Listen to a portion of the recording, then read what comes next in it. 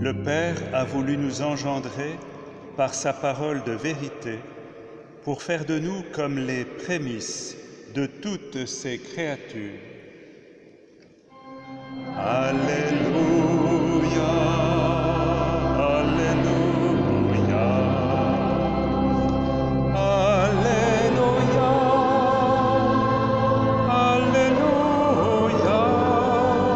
Alléluia, Alléluia, Alléluia.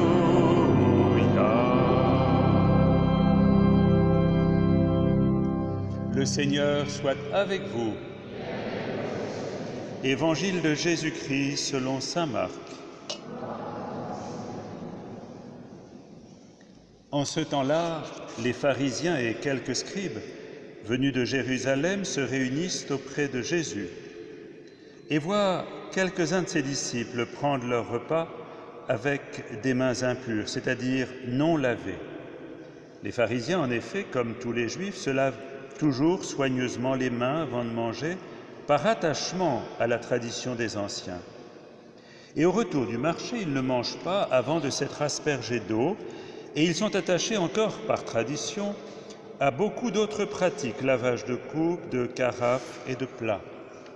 Alors les pharisiens et les scribes demandèrent à Jésus « Pourquoi tes disciples ne suivent-ils pas la tradition des anciens?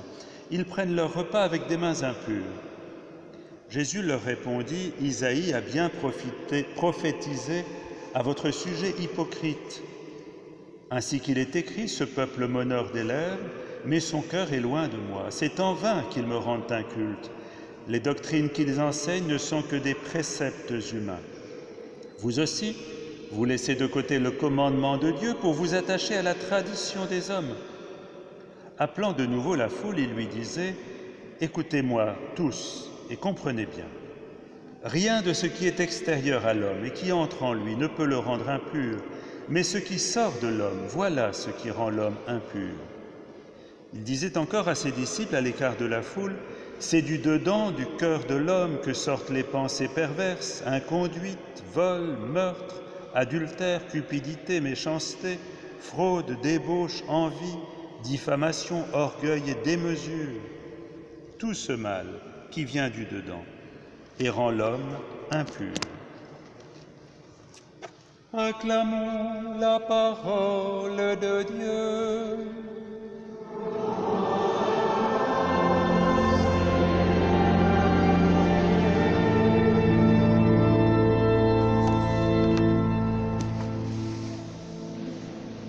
Pour essayer de rentrer dans l'intelligence de cet évangile, la compréhension, il est bon de commencer par peut-être parcourir un peu la première lecture. C'est le livre du Deutéronome, vous savez, ce moment où Dieu remet à Moïse et pour le peuple, et Moïse va remettre les tables de la loi, les 10 paroles pour vivre à tout le peuple.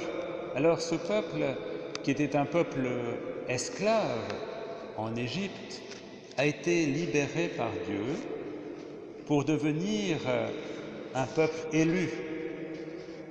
Et cette élection, eh bien, lui donne déjà trois choses. La liberté par rapport à l'esclavage, une terre et une règle de vie, une règle pour vivre.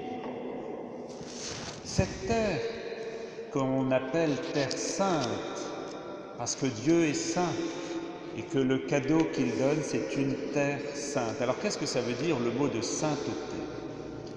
Eh bien, saint, ça veut dire autre. Dieu, c'est le grand autre. Et quand Dieu donne une terre sainte à un peuple, c'est pour qu'il devienne aussi un peuple saint, c'est-à-dire une terre autre que toutes les autres terres, cette terre d'Israël, pour un peuple qui doit être autre. Et toute la question va être autour de qu'est-ce que c'est qu'être autre. Alors, Dieu, pour faire comprendre comment ce peuple qui a cette terre différente pour devenir différent lui-même, eh bien, va donner 10 paroles pour vivre. C'est tout autour de ces paroles que va être construit ce livre du Deutéronome. Une parole pour vivre. Alors le problème, vous savez, ça va être l'histoire qui va se poursuivre. C'est-à-dire que une fois que le peuple va être dans la terre sainte, la terre autre, pour vivre autrement, eh bien, malheureusement, ils vont assez vite vivre comme les autres peuples, en se réclamant un roi, en prenant des coutumes qui ne sont pas forcément conformes à ce que Dieu pourrait attendre. Et puis, ils vont être emmenés en exil, et là, ils vont avoir l'impression de tout perdre. Alors, pour se raccrocher à cette parole qui a été donnée, ils vont s'établir un tas de règles, de règlements, de traditions qui vont se surajouter à la première parole. Et toutes ces traditions, tous ces règlements, tous ces préceptes dont on entend parler dans cet évangile, vous voyez par exemple, quand ils vont au marché, quand ils reviennent, ils doivent se laver les mains jusqu'au coude. Pourquoi? Eh bien, pour ne pas être contaminés par ceux qui sont des païens ou qui ne vivent pas la loi. Vous voyez, tout va être bâti autour d'une espèce d'isolement identitaire pour pouvoir exister un peu comme coupé des autres, séparé des autres. Est-ce que c'est ce que Dieu voulait? Et le Christ, tout au long de sa vie, et en particulier dans cet évangile de Marc, eh bien, il va lutter contre une déviation de la parole de la loi, qui est de transformer la loi finalement en un bastion qui enferme et qui isole, dans une espèce aussi peut-être d'orgueil spirituel pour les pharisiens, qui, par les pratiques qu'ils ont, se sentent bien au-dessus des autres. Ça va être toute l'histoire du pharisien et du publicain, vous savez, au temple. Moi, je ne suis pas comme ces gens-là. Je ne suis pas comme ces gens-là. Et le Christ va essayer de nous ramener par sa parole incessante au véritable sens de la pureté et du rite. Et comment? Eh bien, en préparant un rite tout nouveau que nous célébrons ici ce matin dans cette cathédrale, en préparant l'Eucharistie. Parce que l'Eucharistie, ce n'est pas un rite pour les purs. L'Eucharistie, c'est un rite pour l'humanité tout entière, pour devenir un peuple d'action de grâce, de louange. L'humanité doit se sentir appelée tout entière à rentrer dans cette action de grâce. Voilà le rite nouveau. Et vous voyez, on sort complètement de cette notion de séparation, de pureté et d'impureté. Tout homme est appelé à rentrer dans le peuple nouveau. Et il faudrait que nos portes, là, soient grandes ouvertes, plus que nos portes, nos cœurs, pour que chacun se sente à sa place. C'est ça, l'Église catholique. C'est une Église universelle qui est rassemblée autour d'un rite nouveau qui fait éclater les frontières et les murs. La véritable foi, la véritable Église, c'est une communauté ouverte et présente au cœur du monde.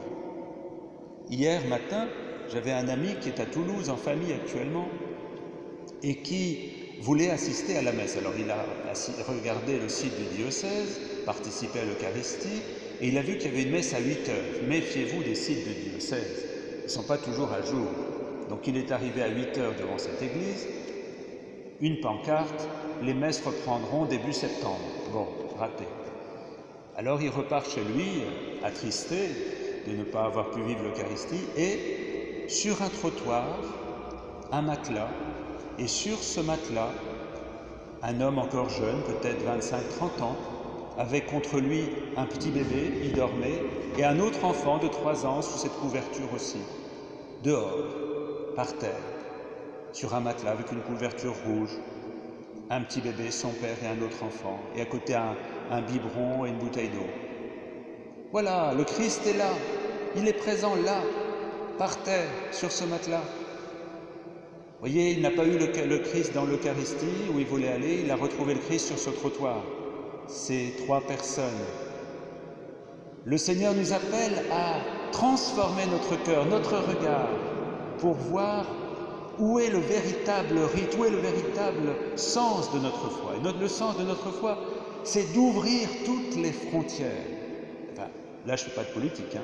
Je parle des frontières du cœur. Il faudrait voir après comment ça peut se pratiquer. C'est un autre sujet qu'on pourra prendre à un autre moment.